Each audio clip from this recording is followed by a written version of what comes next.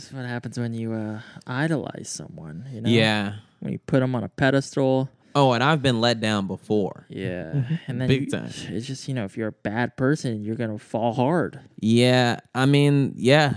He actually didn't, there was, not to like put him on a grade, but he didn't fall the hardest out of all of these celebrities, but he did fall. Yeah, and it's really disappointing because a lot of people, including myself, like really have idolized him in the past.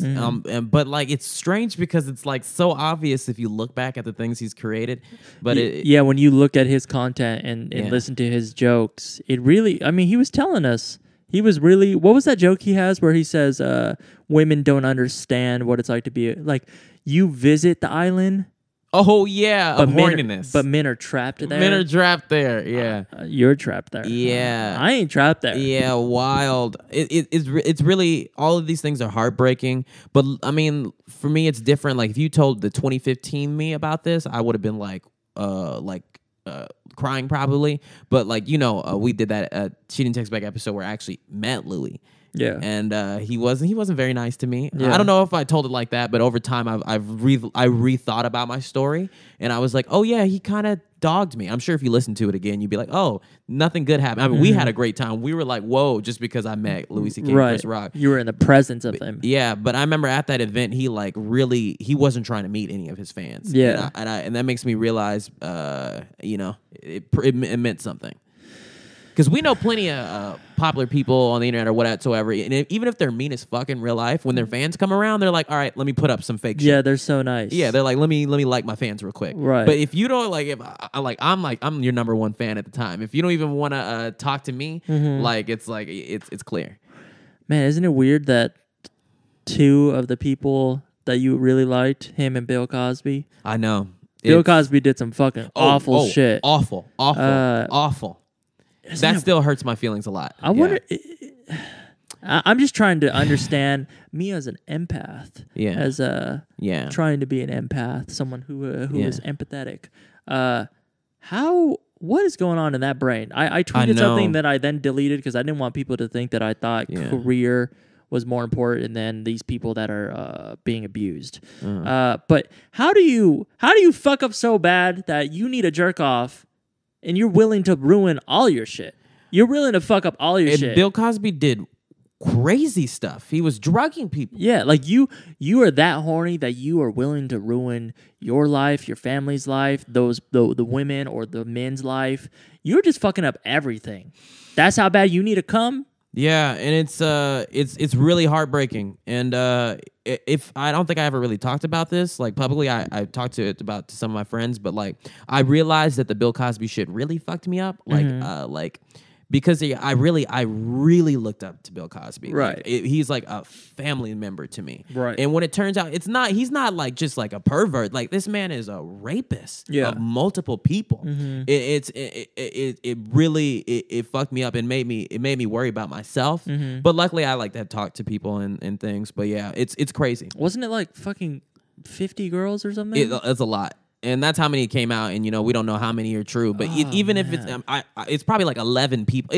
It's multiple people. Even if it was just one, the fact that it's like, it's so fucking upset. And it's like what you were saying about Louis, how you were like, well, if you look at his comedy, it kind of now makes sense. And how didn't we see it sooner? Yeah. But Bill Cosby, no, because totally he was like Jerry Seinfeld in the sense of like was super clean cut and was the dad on TV.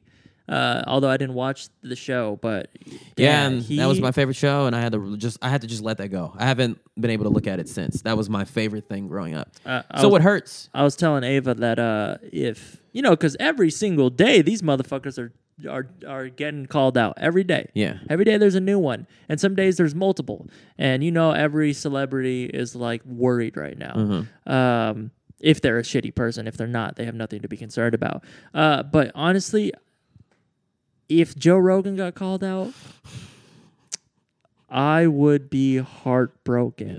I realized recently he's one of my like. Joe Rogan is wild. He lives a life. Now that's somebody. I'm very much inspired by Joe Rogan. Yeah, he lives a life. He lives a life. I would be fucking torn up. And I don't know because I what you're saying about Bill Cosby. Like I was really sad about Louis C.K., but people have been. That's been a not a rumor, but people have been talking about that kind of thing for a while now. And I don't know if I just chose to. Not that I chose to believe it, but I kind of just like put it to the side, which maybe that's shitty of me to do. Yeah. But people have been telling us these stories. Yeah. We've heard them. Yeah. And people in the comedy community now they're like, oh yeah, that's been a thing for like years. We knew about that, but it's like, well, how come? It's hard. It's hard to explain this without getting too emotional because it's something that's really affected me. But like, I spent my entire youth, like as early as I can remember, loving Bill Cosby and wanting to be just like him. I have photos of me in the sweaters and shit. Oh yeah, you dressed like him. Yeah, right? I dressed like him. I had all his books, everything, and it hurt me as like I was probably like 21 when it came out that he was a rapist, and I was like.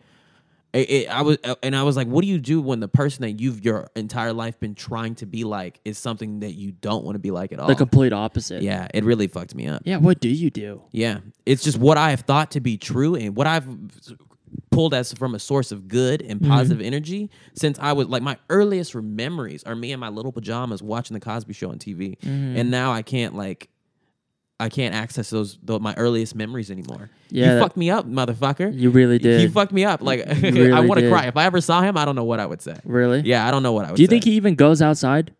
He can't. He's not in jail, right? No, he's not in jail. He probably will be. But yeah, there's no way he can go outside. Yeah. Everyone would say some shit to him. Like what kind of life is that? Like that's what I'm saying. You fucked up so bad. Now you it's worse than prison. Yeah, because you're a prison. I mean, I'm sure he lives in the fucking dopest house ever, and has maids and whatnot as he has since the '80s. Who would want to work for Bill Cosby though? Some people probably don't care. Like you just want money. Yeah. Some people do look at things like that. Yeah. As immediate as that, like who cares? But you're right. Everybody knows. Damn, man. I don't know. It's just like fuck. Yeah. I would never do some shit that's gonna. I don't know. I guess I really think about stuff and I'm scared about things like that. You used to be scared a lot when you were younger and you would always say things like that. And I don't know, it didn't translate for me. Not things like what Bill Cosby is doing, but just like be conscious because my mom preached it to me. Yeah, you'd be scared about like just going outside. Yeah. And I really didn't understand that. Yeah. And I guess it makes sense because like where you came from. Yeah. It's dangerous outside. Yeah. I realized that recently. Like, I couldn't even go outside at night. Right. Like but that's because where I'm from.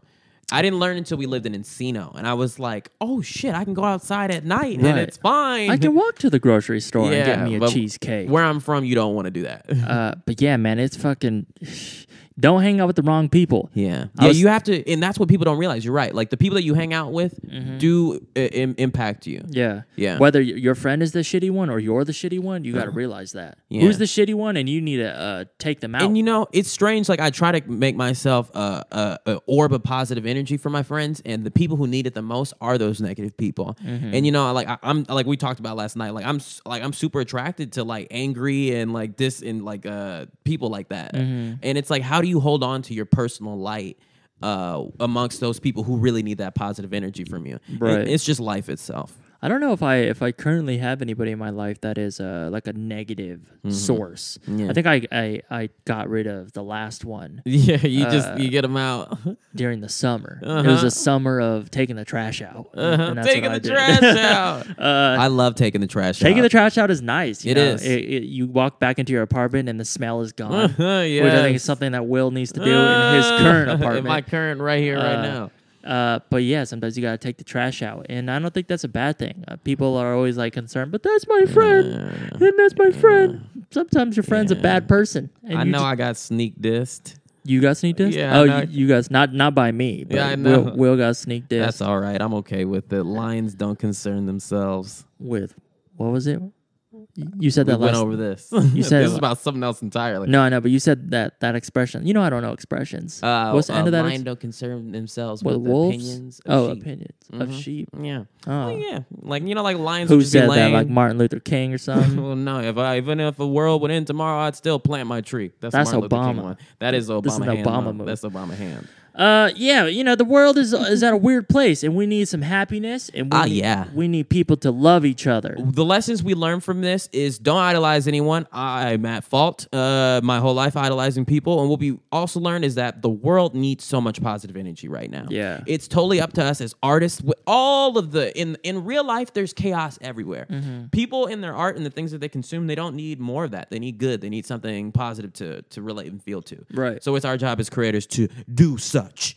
To make good. And make great things. I mean, I don't think, I don't know if it's necessarily bad to idolize somebody, but I think you got to keep them at distance. Yeah, keep them at a distance. Just emotionally. Know what's real. No, everybody is a real person. Everybody is a real person. Yeah. Yeah.